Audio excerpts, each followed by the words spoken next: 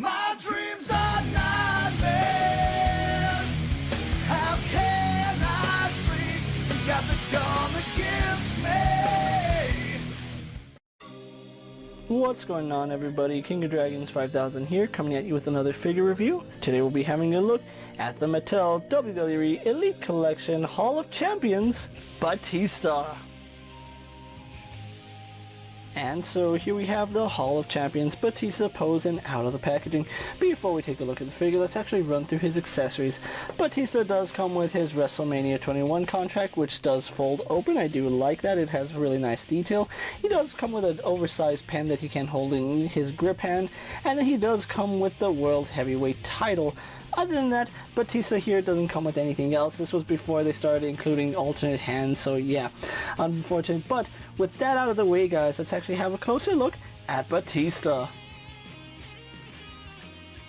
And so here we have a closer look at the Hall of Champions Batista, and I have to say, really happy I do have this figure in hand. I was actually going through my closet looking for a specific figure, and I did stumble upon this figure, and I was wondering, why did I never review it? The reason, I put it in my closet and forgot about it. But anyway, we do have the Hall of Champions Batista here, and he's a really good figure for the time. I know there's been a few other Batista figures along with the Ultimate Edition Batista to come out, but this is still a solid figure, even by today's standard.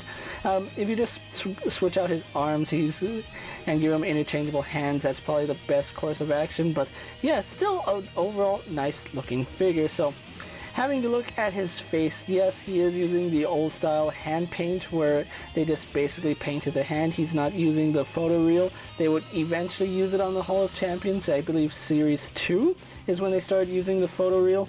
But it's still a really solid sculpt, and it really does look like Batista. It's just sad that the paintwork isn't spot on. If they used photoreal on this face, it would look a lot like Batista, and they did a really good job with the sculpt. Now, this was when Batista had hair. I know a lot of people will find that hard to believe, but at one point, Batista did have hair, and it does look really nice here. Moving on to the torso, there's really not much to talk about. It's your standard, very jacked torso that we see with most WWE figures with big guys. Triple H has it, Drew McIntyre has it, and I'm trying to think who else might have this torso. I know older Batista figures do, the newer ones have like the square chest.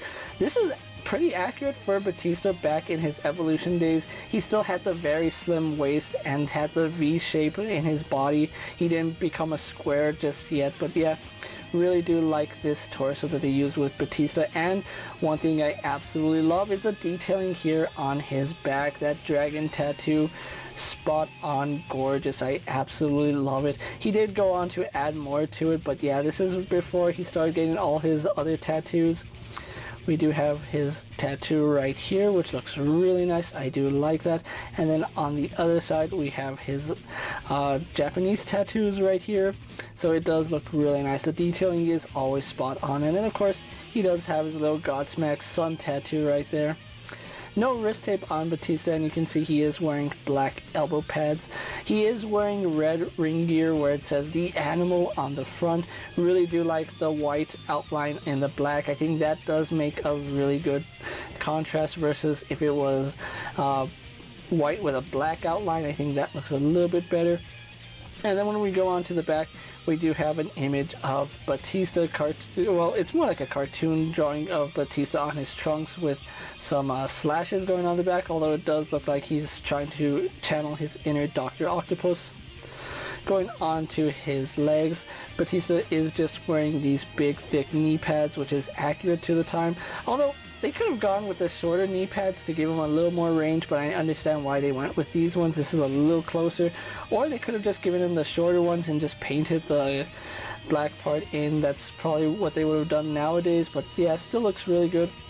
Then we go on to his boots, where he does have the clasps right here in the front. Looking very good. They did a good job painting it. It's a little thin in some places, but that's basically red paint on black plastic. That's going to happen no matter what. And then we go on to his feet, which they do have the sculpt work on it, and it does look really good. Really nice detail here on Batista. I do like it. So overall, a pretty basic looking Batista figure, but still a very solid Batista figure. He still holds up by today's standard, so he looks really good. So with that out of the way, guys, let's actually get him compared to other figures you may have in your collection.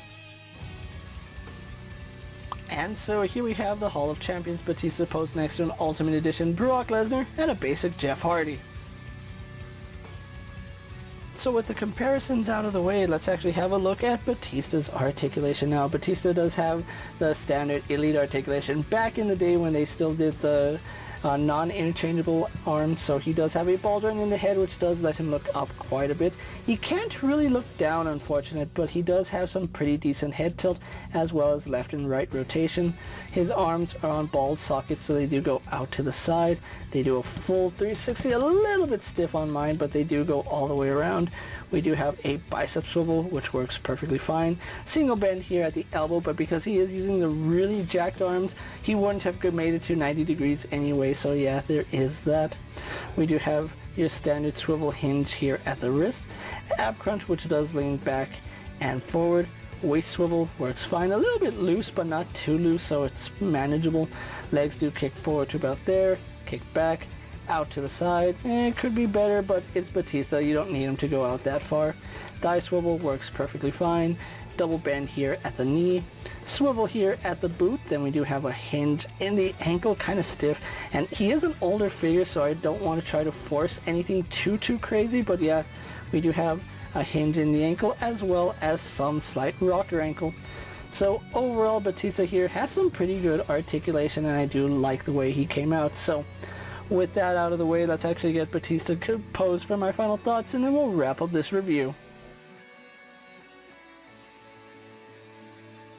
And so here we have the Hall of Champions Batista posed for my final thoughts. And overall, despite this being an older figure, I honestly feel that this figure still holds up over time. Granted, the head sculpt is very good. It just sucks that it's the hand-painted head sculpt. If this was done with the photoreal, this would be a much better and closer likeness to Batista. However, it's still a very solid figure. Now, it's not a perfect figure by any means. Yes, he does have some really neat accessories, but I would have liked to see this figure issued maybe a few months later in maybe an Elite series rather than the Hall of Champions, because the Hall of Champions series was a Target exclusive, and when they were making these figures, they were kind of hard to come by. I only found a handful of them at retail. Some of them I never even saw in the peg, such as Kane and Paul Bearer. I think I might have seen Ultimate Warrior at one point, but I don't think I did. So yeah, this was a pretty hard series to actually come by. Now, this Batista here is still a solid figure, and by today's standards, yeah, he is lacking in terms of articulation and accessories, but at the time that he came out, he was a really solid release, and like I said, he still holds up over time. You can still give him the interchangeable hands. All you need to do is heat up his forearms and pop his hands out, and then you can start adding any hands you want. This Batista figure is pretty hard to come by at the time of making this video. Last time I checked, he is going for about $50 and up on eBay. I could be mistaken. That was the last time I honestly checked this figure. It could be more, could be even less. It just depends on what you're willing to pay for this figure. If you're a fan of the Animal Batista and his Ruthless Aggression era, you're going to want to have this figure in your collection, so I would definitely recommend tracking one down and getting him in your collection. With that being said, guys, I'm KingofDragons 5000. Don't forget to like this video, leave a comment, subscribe to my channel, go ahead and check out all my other action figure reviews, as well as all my other WWE videos. Hopefully you find them informative. As always, if there's a figure you would like to see me review, let me know down in the comments, and if it's in my collection, I'll gladly have a look at it. While you're at it, check out my Instagram account for new and exciting action figure photos, and as always, ring that bell to be notified every time I upload a video. Until next time, guys, I'll see you later. Take care, everyone.